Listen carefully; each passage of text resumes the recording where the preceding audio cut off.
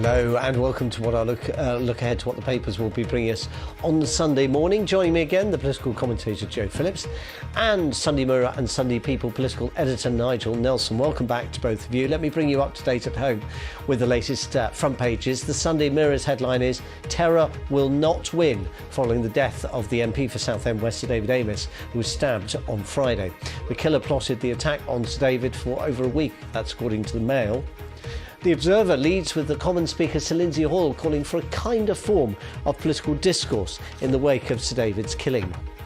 The Home Secretary Priti Patel is photographed on the front of The Independent as she joined the Prime Minister Sir Keir Starmer and the Speaker Lindsay Hoyle paying their respects. She says they're devising a police protection plan for MPs.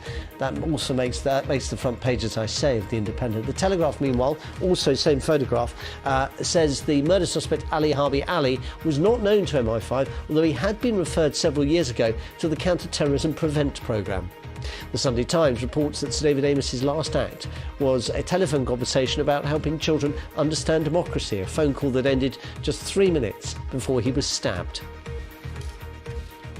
Right, Nigel, do you want to kick us off with this review with the Sunday Times? This is about that telephone call.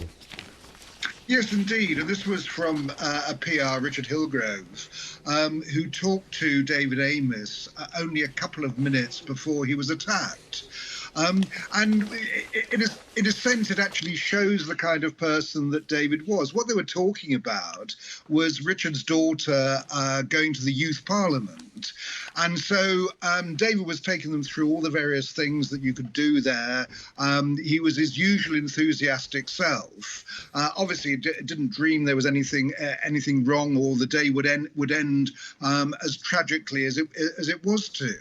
But the whole thing was that it showed how much David both loved Parliament, wanted Parliament to be for everybody, was very keen on children taking part in the Children's Parliament, and it was one of the many causes that he championed, but it shows the kind of guy he was. And so Richard Hillgrove had decided to share that with the Sunday Times. Now, the Sunday Times front page, in a sense, is a story of two fathers, Joe, because it's also, we hear about Mr. Hillgrove and his daughter Lola, who apparently came in tears from school after finding out about the MP she'd been paired with and who she'd met and so on as part of this youth parliament project. Had been killed. There's also quotes here from the father of the man suspected of killing him. Yes, indeed, and this is new. I mean, we now know the name Harbi Ali of the young man who is still being held in police custody, and his father, who apparently was a former advisor to the Prime Minister of Somalia. So he confirmed to the paper that his son, who was born in Britain, Abi Harab Ali, was in custody. And the father says he's absolutely shocked. Obviously had no sense that his son was planning such an absolutely outrageous act. So, it is, as you say, the story of two fathers and, both with terrible consequences. And another family pictured on the front of the People, Joe, just minus in this particular photograph Sir David and Lady Amess's son, but this is their 4 daughters at the recent wedding of one of the daughters there. It's a photo we've seen versions of this photo on the papers today, but it just again brings home the impact this has beyond the victim. Well, yes, of course. And I mean, what it reminds us of, and what we need to be reminded of, is that MPs are human beings. They have families. I mean, it was only, a few days ago, the sad death of James Brokenshire from cancer, far too young, leaving behind a wife and children. We forget sometimes in our anger and our willingness to be outraged at the first opportunity that these are real people and they have real families. And all of those people within their families have needs and concerns and demands, which often get pushed to the sidelines because of the demanding work of MPs. And MPs are, routinely attacked and routinely abused. But most people go into politics to try and do good. And it's high time that there was a bit of respect, not just from the public, but from MPs across parties to each other.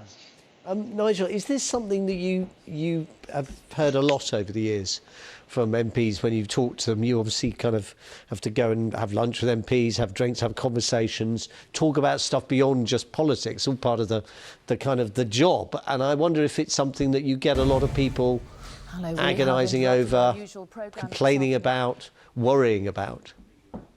Yes, it's difficult. I mean, I think that it is particularly difficult for the families. I mean, an awful lot of MPs live quite a long way away, and so they're spending the week in London, going home. Fortunately, the hours have changed a bit, going home probably before the weekend now, but not getting a great deal of time with their families.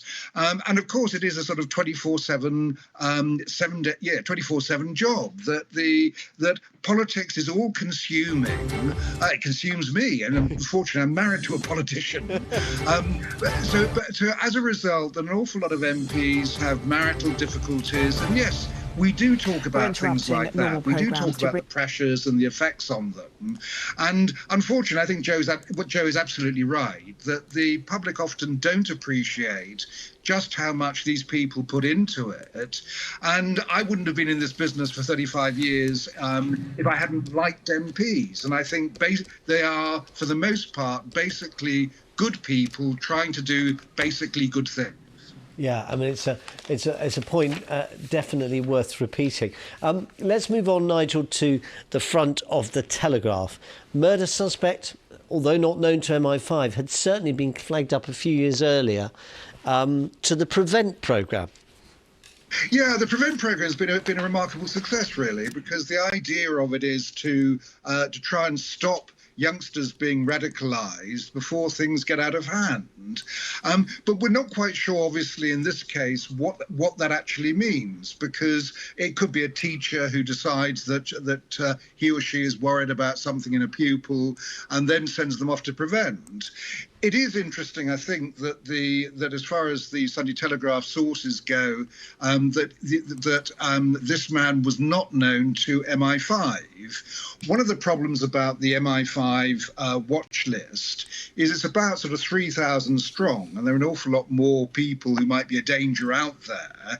But the way the list works is that 3,000 is pretty static. So what ends up happening is when one gets put on the list, somebody else falls off. And too often it's that person who falls off who turns out to be the one who's committed an atrocity. And these are the problems that something like MI5 faces. There are an awful lot of people out there who would do us harm, and they just do not have the resources to keep tabs on them all. Just on this, Joe, there's been a lot of criticism over the years of the Prevent programme about how effective it is. And I suppose this debate will surface again in the case of this young man, if indeed it is correct that he was flagged up, but yet, as is the suggestion, perhaps carried on having the kind of views or developing the kind of views, and we don't know that for certain yet, but that caused such concern. Well, yes, exactly. I mean, Nigel says it's been a success. I mean, there are others who would have a completely different view about it, and it's very hard to know, obviously, whether it has managed to prevent radicalisation or what that then leads to. And of course, it is very much focused on the sort of Islamic fundamentalist style of sort of terrorism or extremism. And yet we know perfectly well, sadly, that, Joe Cox was murdered by a white supremacist who probably wouldn't have been flagged up to Prevent then in 2016. So, I mean, there are criticisms of it, and there have been some appalling blunders of, children being referred to Prevent for completely wrong reasons, and some pretty daft things that, paramedics, for instance, are asked to report if somebody has recently grown a beard. Well, unless you're seeing that person on a regular basis, you wouldn't know, would you? So there's, like a lot of things, the bureaucracy and the wording and stuff probably isn't as good as it might be. But, if it stopped one attack, then it's worth it. There will be questions asked, but we still don't know what the reason was and why this man attacked or allegedly attacked David Amess. I mean, there is some concern, some comment that, he might have been radicalised during lockdown, spending more time online, that sort of thing. There's a Somali connection. Al-Shabaab is quite prevalent in Somalia and Kenya. So, there's many questions that will have to be answered at some point. Nigel, I suppose that's the other problem, isn't it, for those who think Prevent has been a good scheme, is how do you prove a negative? How do you prove the number of people who, as a result of going through Prevent, have not ended up being radicalised or have been steered away from bad things they might otherwise have done? Yes, that's absolutely right. I do think that the programme has been an overall success. But yes, it is very difficult. If something doesn't happen, you can't prove that that person was actually stopped from doing it because they went on the Prevent programme. I think what is important is that enough people are watching out for young people who might be being radicalised. And it is right-wing extremism too. There are many youngsters who've been drifting towards the right, who Prevent has helped. And if that was able to stop them joining a right-wing organisation, possibly a banned one, that must be a good thing. But no, you're absolutely right. I mean, there's no way of actually proving that it works, because the results only come from the failures. Joe, also on the front of the Sunday Telegraph, Raab to revamp Human Rights Act to avoid Strasbourg dictating. If he does, he'll succeed where his predecessors have failed. Yes, this has been going on for, it feels like forever, doesn't it? Let's get rid of the Human Rights Act, which, of course, we were party to, and it's been in existence for decades now. Dominic Raab, the newly appointed Justice Secretary, is no fan of the Human Rights Act, and in fact said he didn't believe in it several years ago. This is an interview with the Sunday Telegraph, pretty much saying the same that he said at the Tory party conference, and using the usual rare examples of people not being able to be deported, criminals, because they have a right to family life. But, very conveniently glossing over the fact that the Human Rights Act has brought justice to many, many people, including the Hillsborough families, the Mid-Staffs Hospital deaths families, the women involved in the so-called spy cop undercover police controversy, and many other things. Yeah, Nigel, what do you make of this story? Well, I mean, I thought that Dominic Raab at the Tory conference, when he first mentioned this, was just playing to the gallery. And clearly from this interview, he wasn't. He's actually determined to do something about the Human Rights Act. And that worries me, the idea that our Supreme Court will then overrule judgments coming from the European Court. Obviously not part of the EU, I hasten to add, but the European Court of Human Rights. It's really quite disturbing. I like the idea of having a dispassionate board of judges from several nations deciding on whether human rights have been breached. It seems the fairest way of doing it, and that's why I don't like the idea being brought back in-house. OK, Nigel, we're going to end on the Rishi Sunak worried about the economic damage and potential loss to foreign countries of investment that might otherwise come to the UK if we pursue our zero carbon ambition too vigorously.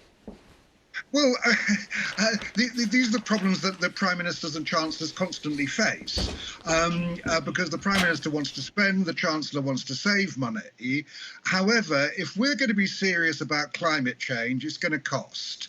And estimates range from something like we need to spend another £50 billion to £200 billion on making Britain a greener place. So the question comes down to, and Rishi Sunak is the one to answer it, does he believe in stopping climate change or doesn't he?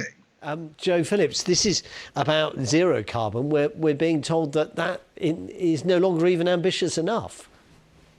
Well, exactly, and I think this week, possibly even on Monday, the government's due to publish its net zero strategy, which will be about heating and housing. And there have been a few leaks and a few briefings talking about £5,000 grants for people to get different boilers, that sort of thing. I mean, it remains to be seen what the government strategy is, because it doesn't have a coherent strategy on public transport, particularly outside of big conurbations.